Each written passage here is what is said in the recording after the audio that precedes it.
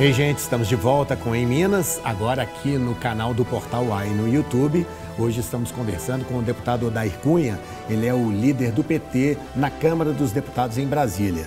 Deputado, no bloco anterior a gente falou sobre o Propag, sobre a questão da dívida de Minas, e o senhor disse que do ponto de vista da bancada mineira, aparentemente está tudo tranquilo para que o projeto seja aprovado. Mas outros estados podem ter ciúmes? Pode haver uma rebelião de outros estados e haver uma votação contrária? Ou como é que está essa coisa lá na Câmara? Eu vejo e já vi... Tem uma briga, sim, entre os estados? Eu vi já parlamentares reclamando. Um benefício para 2 estados, 3 estados que não deram conta de honrar seus compromissos. Isso existe, mas eu acredito que não é a percepção majoritária da casa. A percepção majoritária da casa é de buscar alternativas viáveis que tenham responsabilidade fiscal. A consolidação da dívida, nesse momento, sem desconto nos juros consolidado até aqui, garante a responsabilidade fiscal. A União está abrindo mão da possibilidade de juros futuro.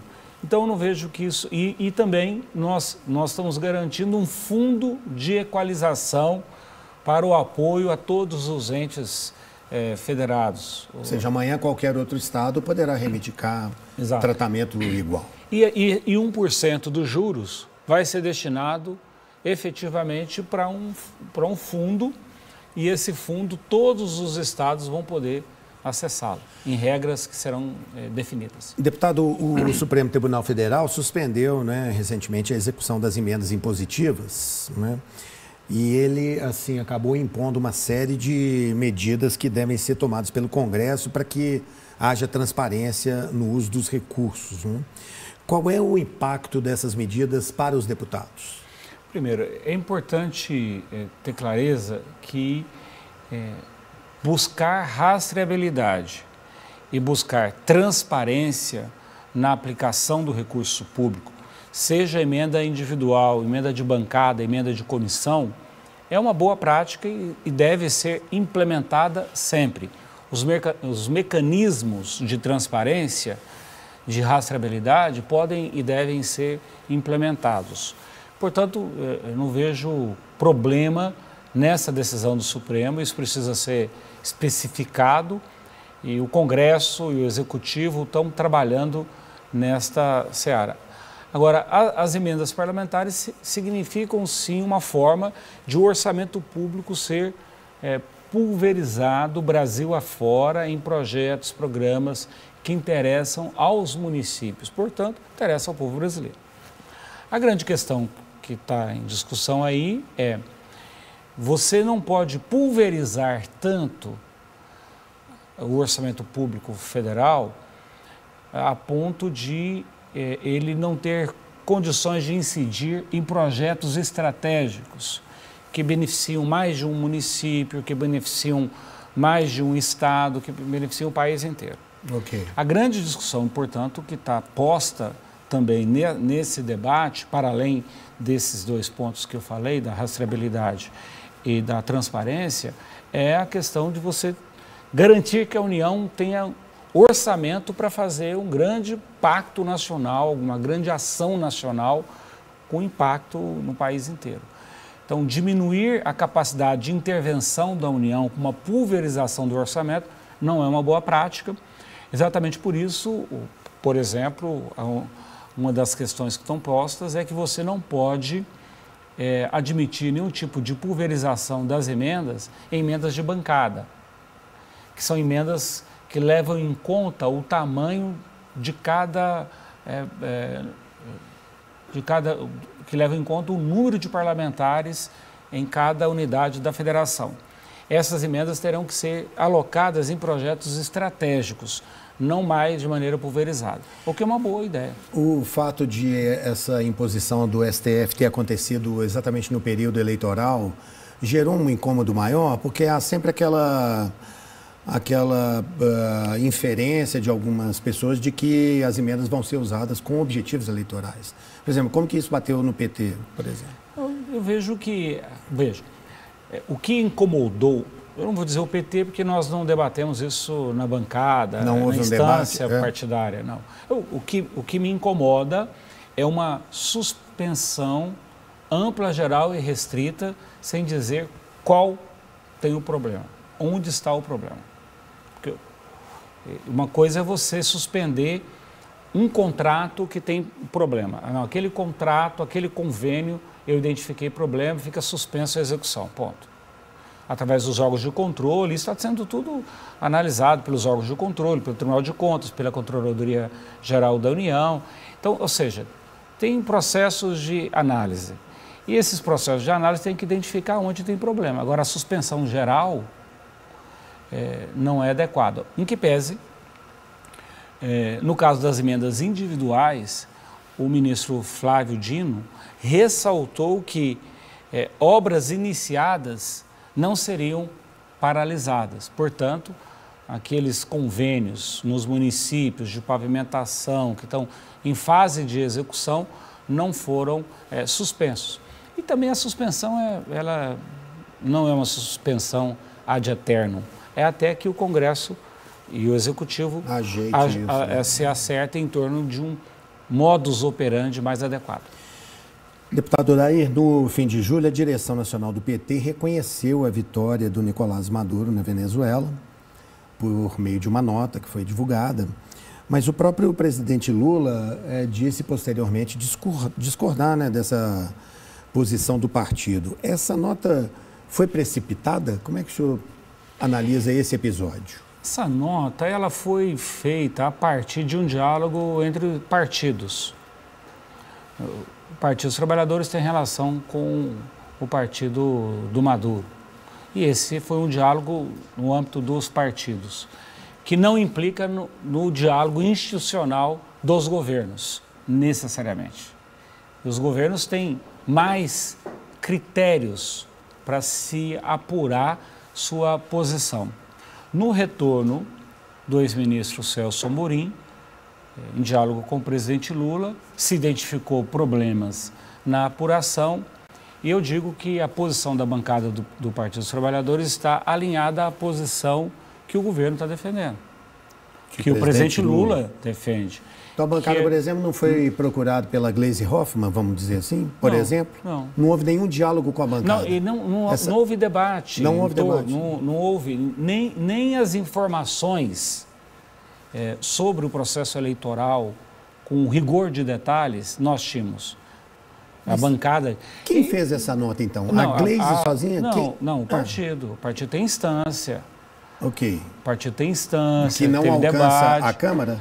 Que não alcança naquele dia, naquela hora, naquele momento. Não houve uma reunião, vamos discutir as eleições na Venezuela. Não, teve uma notícia que saiu de lá, de um partido com o qual o nosso partido se relaciona internacionalmente, fizeram a nota. Agora, isso não implica... Por isso que eu perguntei se foi precipitada, o senhor acha que houve uma certa... Eu diria que isso não implica necessariamente na posição da bancada e nem vincula muito menos o governo. Sim.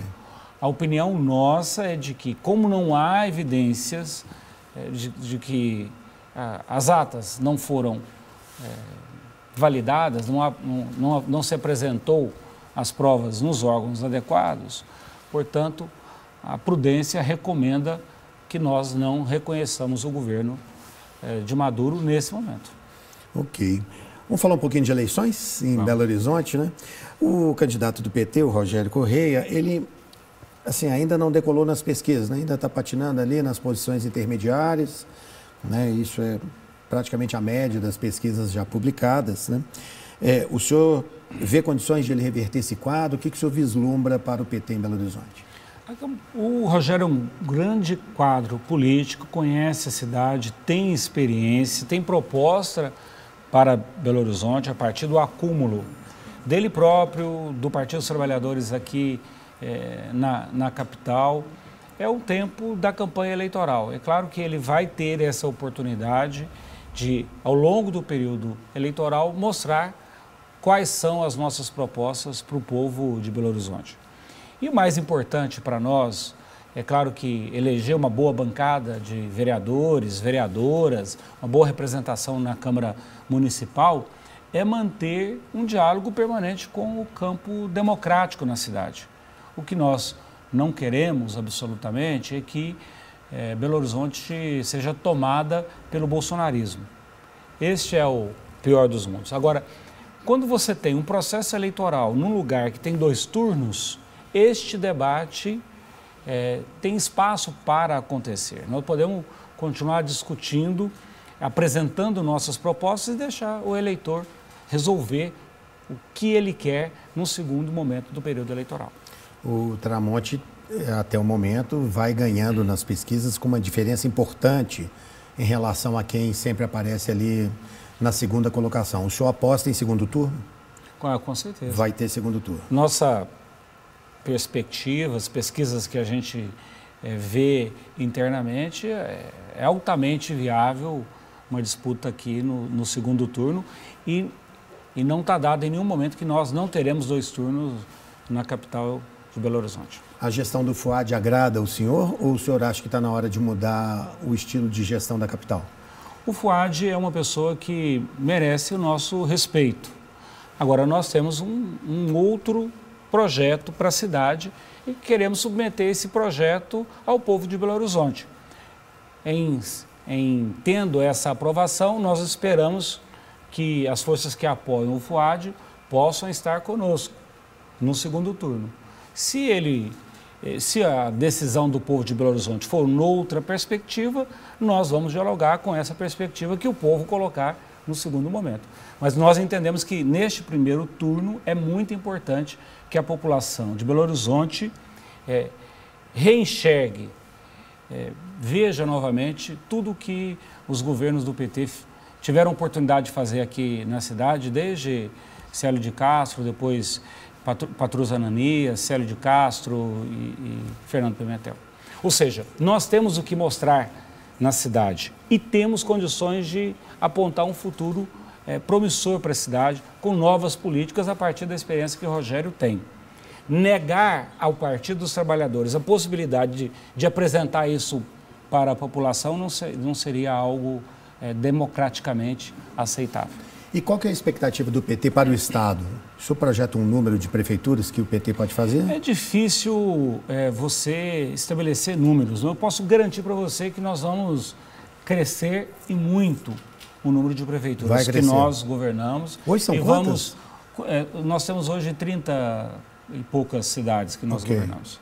Na verdade, 31 cidades. 31. Elegemos 27 cidades. Ou seja, nós vamos crescer e muito. Vamos crescer o número de pessoas que nós governamos, vamos crescer o número de vereadores e vereadoras que nós temos, até porque nós estamos participando mais desse processo democrático nas mais diversas regiões de Minas Gerais. O presidente Lula vem a Belo Horizonte subir no palanque do Rogério? Eu não tenho condição, ou para o interior? Eu não tenho condições de confirmar a agenda do presidente. Sobre isso não está, mas está no radar do presidente a vinda a Belo Horizonte e a vinda a Minas Gerais nesse próximo período. É claro que vai depender também da agenda dele. Deputado, o plenário da Câmara aprovou, acho que na semana passada, se eu não estiver enganado, o regime de urgência para tramitar o projeto que é da sua autoria, o projeto batizado de Mar de Minas, né? Esse projeto, para quem não conhece, ele transforma a região dos Lagos de Furnas e Peixoto, correto? Sim. Em área especial de interesse turístico, cuja sigla é AEIT. É uma AEIT? A gente fala assim ou não? Não. Fala AEIT mesmo, AEIT. Não é isso? Como é que isso pode e deve beneficiar a região? O mais importante é nós garantirmos o uso múltiplo das águas. A água precisa, no reservatório, no lago, ele precisa ser usado para o turismo, para abastecimento de água humano, para abastecimento da pecuária, para a agricultura, para a produção de peixes. Quando você tem uma variação muito grande do volume de água, sem estabelecer uma cota mínima necessária, você prejudica o uso múltiplo das águas, inclusive para o turismo. Então, o nosso projeto fixa a cota 762 no Lago de Furnas e 663 no Lago de Peixoto.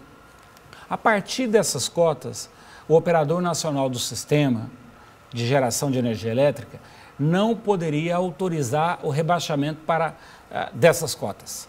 Isso garantiria um nível mínimo de água para garantir, portanto, o uso múltiplo. A navegação, o turismo, porque há um prejuízo muito grande. Agora mesmo nós estamos com esse problema. E bem, preciso lembrar que a Assembleia Legislativa de Minas Gerais fez um tombamento do lago para fins de preservação. No entanto, o Operador Nacional do Sistema não obedece a essa legislação, a esta lei. Ela é questionada no Supremo Tribunal Federal, mas, a bem da verdade, o Supremo não suspendeu a eficácia da lei. Portanto, ela é válida. Portanto, o que o Operador Nacional do Sistema faz neste momento, rebaixando o Lago de Furnas para a cota 759, 758 ou algo que o valha, abaixo da 762... Isso significa o quê? Cota metros em relação ao nível do mar. Ok. Então, se ele põe um 761, ele está descumprindo a lei. 760, está descumprindo a lei. Ok. E no caso do Lago de Furnas, essa variação pode ir de 768 até 750. Ou seja, uma variação muito grande. Isso traz prejuízos econômicos para aquele território de maneira muito grande. Nós queremos impedir que isso ocorra. A aprovação dessa lei portanto, é um normativo federal que vai estabelecer uma trava numa legislação federal para que o Operador Nacional do Sistema obedeça essa cota mínima no Lago de Furnas e no Lago de Peixoto. Deputado, um último assunto do qual nós não podemos escapulir, que é a questão da duplicação da 381, né, da BR 381, foi prometida pelo Lula, né? Ela sai mesmo este ano ou esses contingenciamentos de orçamento vão continuar atrapalhando que a duplicação da rodovia saia efetivamente? Nós estamos enfrentando dia a dia esses problemas. A questão importante não é orçamentária, porque como ela está no PAC não há contingenciamento. Nós temos que garantir que os recursos sejam repostos no próximo ano para dar continuidade à obra. Okay. Mas o que está previsto está garantido. Há trâmites burocráticos que o ministro Renan Filho está enfrentando dia após dia e, na nossa opinião, o trâmite e a proposta que ele apresentou será cumprida e nós vamos ter, sim, o início das obras tão esperadas. Ainda este ano? Ainda este ano. É mesmo? Sim. Mas ainda tem aquela coisa de edital, licitação... Mas isso está em curso, dentro do trâmite que o ministro Renan apresentou. Então, é uma preocupação permanente do ministro Renan. Não, a 381 é muito importante, claro, porque pela relevância, pela história, pela demora da execução da obra, mas é preciso dizer que aqui em Minas, em manutenção e conserva de rodovias, hoje nós temos no orçamento desse ano, em execução, 4 vezes mais do que foi aplicado aqui em Minas Gerais em 2022. É só a gente andar pelas estradas sem que haja nenhum aumento de custo de vida para as pessoas.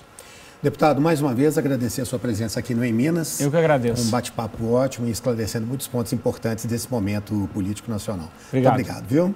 E a você que nos acompanhou, mais uma vez, obrigado pela sua audiência. A gente vai se encontrar de novo aqui no Em Minas na semana que vem, tá bom? Um abraço. Até lá.